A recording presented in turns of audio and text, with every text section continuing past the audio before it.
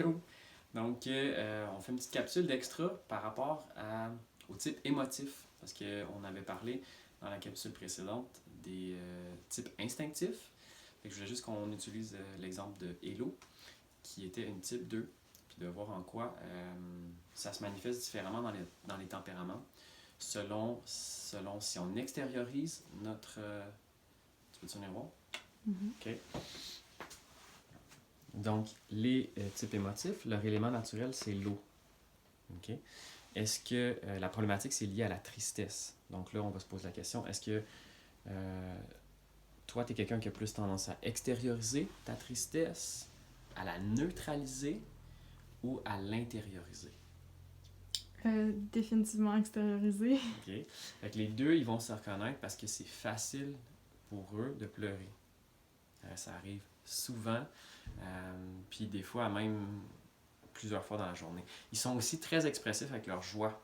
Okay? C'est des gens qui sont... Fait qu'on dit qu'ils extériorisent leur eau. C'est pas juste la tristesse, mais c'est tout le côté émotif.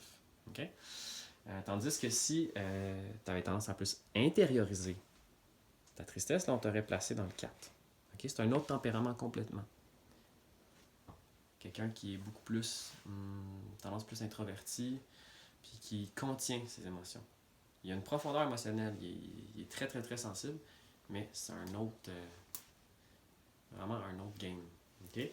Puis le 3, c'est le type qui neutralise sa tristesse. Pour qui la tristesse, les émotions, c'est trop. Fait qu'on on cherche à les éviter. Puis le 3, c'est quelqu'un qui va être porté vers l'action. Fait que là, si on regarde, sa force, c'est le feu. Le feu, c'est ce qui nous donne la volonté de manifester, fait que de passer à l'acte, d'être dans l'action. C'est comme ça que le 3 il évite d'aller dans ses émotions.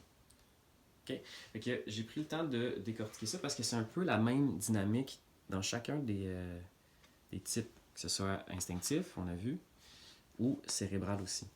Okay? Fait qu'il y a toujours un type qui extériorise, un type qui neutralise, puis l'autre type qui intériorise. Pour continuer avec Hello, on avait vu que son élément naturel, c'est l'eau. Sa force, c'est l'air.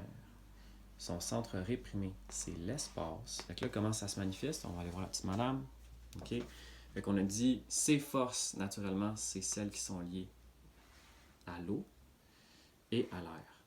OK? Là, quand on réprime notre centre mental, OK, nos défis, ça devient d'être capable de faire preuve de détachement dans nos décisions, dans nos agissements, de discernement.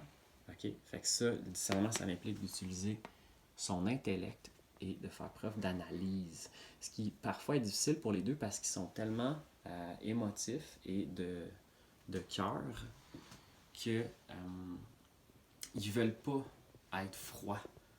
Pour eux, d'être rationnel, c'est d'être froid, c'est manquer de cœur. Fait que c'est comme un petit bug dans le programme parce que quand on réprime notre intellect, on se prive d'une guidance qui est très puissante.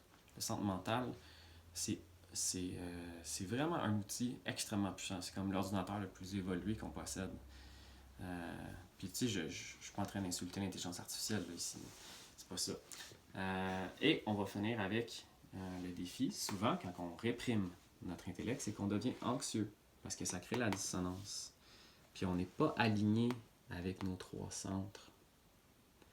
Donc, idéalement, quand on prend une décision, on veut s'assurer que les 3 centres sont en accord. Autant l'intellect que le cœur, que les tripes. Ça, c'est un full yes. C'est ça qu'on veut. OK? Puis on pourrait continuer à, peut-être prochaine capsule, on va s'attaquer au type cérébral. Juste un petit breakdown rapide. C'est cool? À bientôt!